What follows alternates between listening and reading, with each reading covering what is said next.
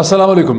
गुज़िश्ता 24 घंटे की 3 या 4 डेवलपमेंट्स ऐसी हैं जो पाकिस्तान की पॉलिटिक्स को शेप करते नज़र आ रही हैं, एक स्टेज सेट कर रही हैं, एक टोन सेट कर रही हैं कि अगले आने वाले 4 या 6 हफ्तों में क्या होगा। आप कह सकते हैं कि डेवलपमेंट्स इस किस्म की हैं कि चीज़ें एक फैसला कुन मार्के की तरफ, एक डिसाइसिव किस्म के कॉन्फ्लिक्ट, एक शोडाउन की तरफ जो है एक बार फिर बढ़ रही हैं। पहली डेवलपमेंट तो वो है जहां पाकिस्तान के former prime minister Imran Khan साहब ने गुज़िश्ता शब एक स्पेशल मैसेज दिया, कोई तकरीबन 8 बजे के करीब रात को, जिसमें उन्होंने कौम से अपील की कि एक हिमागीर कंट्री वाइड प्रोटेस्ट की जाए संडे इतवार को 19 जून को पेट्रोलियम में प्राइसेस के ख़िलाफ़ और महंगाई के ख़िलाफ़।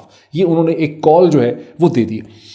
दूसरा वो फैसला है जो इस्लामाबाद हाई कोर्ट के 2 मेंबर बेंच में, जिसमें चीफ जस्टिस जनाब अतर मनल्ला भी थे और बाबर सत्तार साहब थे, उन्होंने एक जजमेंट डिटेल दे दी जिसमें फॉरेन फंडिंग केस के हवाले से, जहां जो फैसला पहले वो कर चुके हुए थे उसको उन्होंने उसकी डिटेल्स दे दी। लेकिन साथ ही उससे भी ज़्यादा सिग्निफिकेंट वो डिटर्मिनेशन है जो इलेक्शन कमीशन ऑफ पाकिस्तान ने की, जिसमें फॉरेन फंडिंग केस में उन्होंने ये बात मान ली है कि ये दर हकीकत प्रोहिबिटेड फंडिंग का केस है, ये फॉरेन फंडिंग केस जो है वो नहीं है।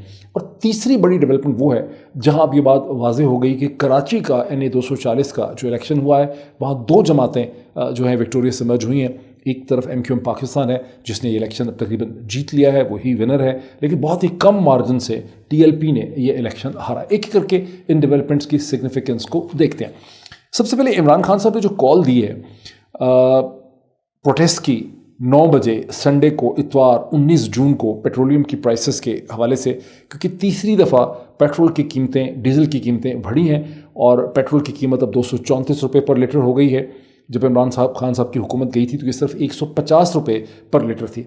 इमरान खान साहब के लिए ये एक बहुत बड़ा टर्निंग पॉइंट है, बिकॉज पूरे उनका कहना ये था अपने स्पेशल मैसेज में कि पूरे पौने 4 साल 42 महीनों की जो उनकी हुकूमत थी उसमें इतनी महंगाई नहीं हुई जितनी गुज़िश्ता 2 महीने में हो गई है। और उन्होंने अपने पौने 4 बरस यानी 42 मंथ्स में एक जो 150 रुपये पर लीटर पे कीमत छोड़ी थी उसमें 50 रुपये का इजाफा हुआ था 42 महीनों में, और यहाँ पर 84-85 रुपये का इजाफा पेट्रोल की कीमत में हो गया है सिर्फ 2 महीनों के अंदर, जिसे इमरान खान साहब ज़ाहिर है कि इस चीज़ के ऊपर बहुत ज़्यादा बिल्डअप करना चाहते हैं और उनकी वैसे भी इस पर बड़ी पेनफुल किस्म की मेमोरीज़ हैं। मैं एक इश्तिहारनुमा चीज़ आपके सामने मेरे हाथ में है जो डॉक्टर मिफ्ताह इस्माइल जो पाकिस्तान के फाइनेंस मिनिस्टर हैं, 25 मार्च 2022 को जब महंगाई मुकाओ कैंपेन चलाई जा रही थी तो मिफ्ताह इस्माइल साहब ने ट्वीट किया जिसके साथ एक तस्वीर लगी हुई है, एक पोस्टर बना हुआ है। अब जिसमें उसका अनुमान यह है कि महंगाई के कप्तान से निजात ज़रूरी भी है और इंशाल्लाह जल्द भी है। ऑफ कोर्स इनको रजीम चेंजेस ने बताया हुआ था कि तब्दीली हो जाएगी, वरना इतना एतमाद तो हो भी नहीं सकता था। और इसका अनुमान यह है पोस्टर का, महंगाई मुकाओ 26-28 मार्च 2022। और ये एक टैक्सी ड्राइवर है जो पीछे मुड़ के बकायदा बड़ी आर्टिस्टिक तरीके से ये तस्वीर ली गई है जिसमें लिखा, मैं एक टैक्सी ड्राइवर हूँ, मैं 150 रुपये लीटर पेट्रोल डलवा कर कैसे गुजारा करूँ, मैं इस नाअहल वज़ीर आज़म को हटाने इस्लामाबाद आ रहा हूँ, चलो चलो इस्लामाबाद चलो। ये आप उसको स्क्रीन पे देख सकते हैं। इसके अलावा जितने अपोजिशन के लीडर्स थे उनकी रोज़ स्टेटमेंट्स आती थी, कभी एहसन इकबाल साहब की, कभी ख़ुद शहबाज शरीफ साहब की। उस वक्त क्या स्टेटमेंट आई 2020 में, उन्होंने कहा था कि पेट्रोल जब 80 रुपये का था मेरा ख्याल है तो उन्होंने कहा 70 रुपये का इसको कर दें। एहसन इकबाल साहब की स्टेटमेंट, बिलावल भुट्टो की स्टेटमेंट्स और तमाम सियासी लीडरों की स्टेटमेंट्स, डॉन अखबार के इदारिये हेडलाइन, वो सब चीज़ें जो हैं इमरान खान साहब को बड़ी अच्छी तरह से याद हैं। अब ये उनका मोमेंट है इसके ऊपर अपना बयानिया बिल्डअप करने का। इस हवाले से उन्होंने कॉल दिया, बट इस कॉल के अंदर एक रिस्क भी है। रिस्क इसमें यह है कि इमरान खान साहब का अपना जो सपोर्ट बेस है वो खासा थक गया है, वो खासा डीमोरलाइज है, वो थक गया है। बिकॉज उनकी थकावट की और उनकी डीमोरलाइजेशन की बहुत बड़ी वजह एक तो ये है कि उनको ख्याल था कि जो लॉन्ग मार्च है 25 मई की वो एक डिसाइसिव मोमेंट होगा। जब वो डिसाइसिव मोमेंट नहीं हुआ उसके बाद बहुत से लोगों को बहुत सी मायूसी हुई। लेकिन उससे बढ़ के भी एक और चीज़ है बड़ी नेगेटिव किस्म की, वो ये है कि लोगों के जहनों में ये बात थी कि जो प्रिंसिपल रजीम चेंजर्स हैं, जो पावर्स दैट बी हैं, उनमें हमें एक कदर मुश्तरक है, एक वैल्यू हम शेयर करते हैं कि वो भी पाकिस्तान से मोहब्बत करते हैं, हम भी पाकिस्तान से मोहब्बत करते हैं, हम भी पाकिस्तान का भला चाहते हैं, वो भी पाकिस्तान का भला चाहते हैं। अब उन्होंने आहिस्ता आहिस्ता रियलाइज़ किया है। और अगर आप यूट्यूब के ऊपर लोगों के कमेंट्स देखें, वीडियोस के नीचे, ट्विटर के ऊपर कमेंट्स देखें, सोशल मीडिया पे देखें, व्हाट्सएप पे देखें, फेसबुक पे देखें, تو لوگوں میں ایک احساس پیدا ہو گیا ہے ڈس اپوائنٹمنٹ کا, مایوسی کا. ان کو لگتا ہے کہ جو پرنسپل چینجز ہیں, رجیم چینجز جو ہیں, انہوں نے جو آج تک ہمیں وطن سے اور پاکستان سے محبت کی جو کہانی سنائی تھی, جو بیانیہ دیا ہوا تھا, یہ در حقیقت اس میں بلیو کرتے ہی نہیں تھے. اور ہم میں اور ان میں یہ قدر مشترک نہیں ہے. ہم اپنے دیس کا, اپنے وطن کا سوچتے ہیں, اس کی حفاظت کا سوچتے ہیں, پبلک انٹرسٹ کا سوچتے ہیں, لیکن ان کے انٹرسٹ جو ہیں وہ بہت ہی فوکس, بہت ہی نیرو اور صرف اپنی ذات تک محدود ہیں. ان کے چھوٹے چھوٹے بہت ہی سیلف انٹرسٹ ہیں, ویسٹڈ انٹرسٹ ہیں, اور ان کا کوئی لارجر کلیکٹیو نیشنل انٹرسٹ ہے ہی نہیں. یہ ایک بڑی خطرناک فیلنگ ہے, اور اگر یہ فیلنگ کنٹینیو کرتی ہے اور اس کو ہیل نہیں کیا جاتا تو پاکستان کے لیے اس کی لانگ ٹرم جو امپلیکیشنز ہیں وہ بڑی ڈینجرس ہو سکتی ہیں. بیکاز اس قوم کو متحد جس چیز نے رکھا ہے, جس کے نتیجے میں گزشتہ 20 برس کے جو طوفان آئے, جو بہت ڈیفیکلٹ چیلنجز تھے, اسے اس قوم نے اس کو ہینڈل کیا اس وجہ سے کہ قوم کے پاس یہ بیانیہ تھا کہ ہم اور سب لوگ جو ہیں, خواہ وہ ایلیٹ ہو, خواہ وہ رجیم چینجز ہوں, ہم سب جو ہیں ایک نقطے کے اوپر اکٹھے ہیں کہ پاکستان کا انٹرسٹ سب کا انٹرسٹ ہے, یہ کامن انٹرسٹ ہے. لیکن اب یہ فیلنگ ہو گئی ہے کہ جو پاکستان کی ایلیٹ ہے اس کا انٹرسٹ صرف اور صرف اپنے فوکس, اپنے جو فائنینشیل انٹرسٹ ہیں ان کے ساتھ ایلیٹ کا انٹرسٹ ہے, لوگوں کے ساتھ اور پبلک انٹرسٹ کے ساتھ نہیں ہے. یہ ایک فیلنگ ہے. اب عمران خان صاحب کو اپنے نیریٹو کو زندہ بھی رکھنا ہے, آگے بھی بڑھانا ہے, اس میں جان بھی ڈالنی ہے. اور آپ یہ دیکھ رہے ہیں کہ وہ اس حوالے سے گزشتہ کئی دن سے فوکس میٹنگز کرتے ہیں. تقریباً روز وہ ایک سے زیادہ میٹنگ کرتے ہیں, اور کئی دفعہ وہ میٹنگز کر چکے ہیں ڈفرینٹ شہروں کی لائرز کے ساتھ, بار ایسوسیشنز کے ساتھ, ٹریڈ یونینز کے ساتھ, لیبر کے ساتھ, جو مزدور ہیں ان کے ساتھ کر چکے ہیں, کسانوں کے ساتھ میٹنگز کر چکے ہیں, اپنی پارٹی کے ورکرز کے ساتھ میٹنگ کر چکے ہیں, اور وہ ایک مومنٹم جو ہے وہ جنریٹ کرنا چاہتے ہیں. سو اتوار کی 19 جون کی پروٹیسٹ کال جو ہے, جو اکراس دا کنٹری انہوں نے دی ہے, اس پہ کیا رد عمل سامنے آتا ہے, کیونکہ مہنگائی ہے, انفلیشن ہے, پریشر ہے. کراچی میں کیا رد عمل ہوگا, لاہور میں کیا رد عمل ہوگا, فیصل آباد میں کیا ہوگا, پنڈی اسلام آباد میں کیا ہوگا, پشاور میں کیا ہوگا, سیالکوٹ میں کیا ہوگا, گجرانوالہ میں کیا ہوگا, کوئٹہ میں کیا ہوگا, اور شہروں میں, قصبوں میں کس قسم کا ری ایکشن ہوگا, وہ بڑا امپورٹنٹ ہوگا. بیکاز عمران خان صاحب نے جہاں اپنے بیانیے کو آگے بڑھایا ہے, وہاں انہوں نے ایک طرح کا ایک اپنے لیے بھی چیلنج لیا ہے, اور یہ ایک بہت بڑا ٹیسٹ ہوگا کہ کس قسم کا ری ایکشن جو ہے وہ آتا ہے. اب کچھ دنوں سے وہ بات کر رہے تھے کہ میں لوگوں کو بہت بڑا ایک سرپرائز دوں گا. کیا 19 جون کی جو پروٹیسٹ کال ہے یہ وہ سرپرائز ہے؟ مجھے شک ہے کہ یہ وہ سرپرائز نہیں ہے, کوئی اور چیز ان کے ذہن میں تھی. لیکن 19 جون تو یہ پیدا ہوئی ہے جب تھرڈ ٹائم پیٹرولیم پرائسز کا اضافہ ہوا. لیکن اگر میں اس کو سمجھوں, جو چیز میں سمجھتا ہوں کہ جو اصل چیلنج ہے عمران خان صاحب کا, تحریک انصاف کا, وہ در حقیقت اب اس کو 30 دن رہ گئے ہیں. وہ ہے وہ الیکشن جو 17 جولائی کو جو 20 کانسٹیچوئنسیز میں پنجاب کے اکراس بائی الیکشنز ہونے ہیں. یہ وہ 20 حلقے ہیں, کانسٹیچوئنسیز ہیں, جہاں تحریک انصاف کے منحرف اراکین, جو سو کالڈ لوٹرز جو ہیں, جن کو کہ الیکشن کمیشن آف پاکستان نے ڈسکوالیفائی کر دیا تھا, ان کے حساب سے الیکشن ہونے ہیں. اور ان تمام منحرف اراکین جو ہیں ان کو پی ایم ایل این نے اپنے ٹکٹ دیے ہیں, اور ان کو جہاں جہاں سپورٹ ہو سکتی ہے, پیپلز پارٹی کی بھی ان کو سپورٹ جو ہے حاصل ہوگی. اب تحریک انصاف نے بھی اپنے کینڈیڈیٹس کا اعلان کر دیا ہے. لیکن چیلنج تحریک انصاف کا یہ ہے کہ مسلسل ان کانسٹیچوئنسی سے, پنجاب کے ڈسٹرکٹ سے جو خبریں مل رہی ہیں ہمیں, وہ یہ مل رہی ہیں کہ جو پاورز دیٹ بی جو ہیں انہوں نے ایکٹیویٹ کر دیا ہے اسسٹنٹ کمشنرز کو, ڈیپٹی کمشنرز کو, کمشنرز کو. بعض جگہوں پر ایون چیف سیکرٹری پنجاب جو ہیں ان کو لے جایا گیا ہے ڈفرینٹ کانسٹیچوئنسیز میں.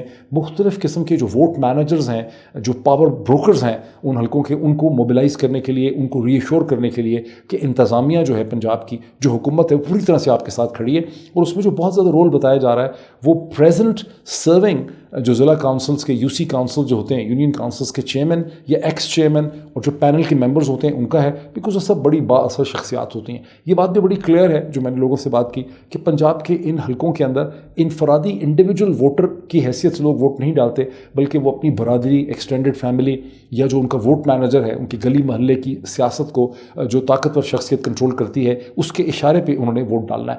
تو جو پاورز دیٹ بھی ہیں وہ اس وقت ایک پری پول ریگنگ کے بہت بڑے منصوبے پہ کام کر رہی ہیں. یہ بات آبویس ہے کہ الیکشن کمیشن آف پاکستان کی بھی ان کو سپورٹ حاصل ہے. الیکشن کمیشن آف پاکستان مسلسل جو لوگوں کے ووٹس اگر چینج کرتا رہے گا جس طرح سے کیا ہے, تو یہ بھی ہے غیر ممکن کہ جس وقت لوگ ووٹ ڈالنے کے لیے پہنچیں تو انہیں پتہ چلے ایک ہی گھر کے لوگوں کو کہ وہ جہاں ووٹ ڈالنے گئے تھے وہاں اس پولنگ اسٹیشن پہ ان کا ووٹ ہے ہی نہیں. جب ایسا ہوتا ہے تو پھر لوگ عموماً دوسری جگہ نہیں جاتے ووٹ ڈالنے کے لیے, बिकॉज वो इतने डिसअपॉइंट हो जाते हैं, वो कई दफ़ा 2-3 घंटे वेट कर चुके होते हैं और उसके बाद वो अपने घर जाते हैं, दूसरी जगह नहीं जाते। तो ये सारे चैलेंजेस जो हैं वो सामने हैं। बताने वाले ये भी बता रहे हैं कि इस वक्त का जो नैरेटिव है महंगाई का, इन्फ्लेशन का, रजीम चेंज का, वो अलबत्ता इमरान खान साहब को, तहरीक इंसाफ को सपोर्ट करता है, बिकॉज पार्टी का अपना वज़न होता है। और जो कैंडिडेट खड़े किए हैं तहरीक इंसाफ ने, वो अच्छे मजबूत कैंडिडेट हैं मुख्तलिफ जगहों पे, उनका भी सबका पॉलिटिकल एक्सपीरियंस है। लेकिन अब जो चीज़ डिटर्मिन करेगी बिटवीन नाउ एंड देन, यानी जो कॉल अभी इमरान खान साहब ने दी है संडे की 19 जून की, और फिर उसके आगे के जो 25-26 दिन हैं, उसमें तहरीक इंसाफ अपने वर्कर्स को और अपनी पार्टी मशीन को किस तरह से ऑर्गेनाइज करती है। बिकॉज मैंने पहले थोड़ा सा ये कहा था कि हर पोलिंग स्टेशन के ऊपर 5 कम अज़ कम उनको चाहिए पोलिंग एजेंट, लेकिन now I have reconfirming this thing कि पोलिंग स्टेशन के अंदर सिर्फ एक आदमी और एक औरत, यानी औरतों की साइड पे एक औरत और मर्दों की साइड पे एक पोलिंग, हर पार्टी का एक पोलिंग एजेंट अंदर जा सकता है। जो बाकी पोलिंग एजेंट जो सपोर्टिंग होंगे किसी पार्टी के, जो सपोर्ट होगा स्टाफ, वो उस पोलिंग स्टेशन से बाहर होगा, उससे एक सर्टन फासले के होगा। इसका मतलब है कि अगर 300 पोलिंग स्टेशन हो हर हल्के में, तो फिर कम से कम 12,000 ट्रेंड पोलिंग जो एजेंट हैं आदमी औरतों को मिला के, वो तहरीक इंसाफ को उनकी ज़रूरत है। लेकिन इसका ये भी मतलब है कि 30-35-40 हज़ार एडिशनल एक ट्रेन वॉलंटियर्स हैं जिनकी की तहरीक इंसाफ को ज़रूरत है। अभी तक तहरीक इंसाफ की ये स्ट्रैटेजी खुल के सामने नहीं आई। एक्सपेक्टेड तो ये है कि अगले चंद दिनों में विजिबल होगा, बिकॉज उनका मुकाबला पंजाब की इंतज़ामिया से है, जो असल ताकतें हैं उनसे है, इलेक्शन कमीशन से है, मीडिया का भी बहुत बड़ा हिस्सा उनके खिलाफ है। तो किस तरह की ये स्ट्रैटेजी लेकर चलेंगे? जिस चीज़ से उनको मदद मिल रही है वो उनका अपना नैरेटिव है, प्लस जो अभी महंगाई है। और अभी पिछले 24 घंटों में एक बहुत बड़ी डेवलपमेंट ये हुई कि पाकिस्तान के टेक्सटाइल सेक्टर ने अंदाज़न 30,000 वर्कर्स को उन्होंने जो है उनकी जॉब्स ख़त्म हो गई हैं, मुलाजमत ख़त्म हो गई है। उसकी वजह यह है कि टेक्सटाइल सेक्टर को चूँकि पावर शॉर्टेजेस हैं और उनकी जो पावर डील होनी थी हुकूमत के साथ रेट के ऊपर पर यूनिट की, वो नहीं हो सकी और वो अपने ऑर्डर्स मीट नहीं कर पा रहे और उन्होंने वर्कर्स को ले ऑफ कर दिया। ये चीज़ जो है, ये उस फ्रस्ट्रेशन में जो पेट्रोल की कीमतों से मची है, उस फ्रस्ट्रेशन में ये जो तब्दीली है वर्कर्स के ले ऑफ होने की अक्रॉस पंजाब, वो ज़ाहिर है बढ़ेगी और ये चीज़ भी तहरीक इंसाफ को मदद कर सकती है। अब हम थोड़ा सा ये देख लें कि दूसरी जो एक बहुत बड़ी जो एक डेवलपमेंट है वो ये 2 फैसले हैं। एक, इस्लामाबाद हाई कोर्ट ने अपनी डिटेल जजमेंट दे दी, जहां वो जो फैसला उन्होंने पहले ख़त्म कर दिया था सिंगल बेंच का, जहां 30 दिन दिए गए थे फॉरेन फंडिंग केस को निपटाने के लिए इलेक्शन कमीशन पाकिस्तान को, उसकी डिटेल जजमेंट आ गई है। वो विशी वॉशी है, दोनों तरफ वो है, वो बहुत ज़्यादा हेल्पफुल नहीं है। उससे ज़्यादा जो चीज़ हेल्पफुल है वो इलेक्शन कमीशन पाकिस्तान ने बहरहाल तहरीक इंसाफ के इस पॉइंट को मान लिया कि फ़ॉरेन फंडिंग केस दर हकीकत फ़ॉरेन फंडिंग केस नहीं है, ये किसी फ़ॉरेन पावर की फंडिंग का केस नहीं है, बल्कि ये प्रोहिबिटेड फंडिंग केस है। तो ये एक विक्ट्री है। इसकी इंपॉर्टेंस कितनी है ये अगले चंद दिनों में ही हमें ठीक तरह से पता चलेगा।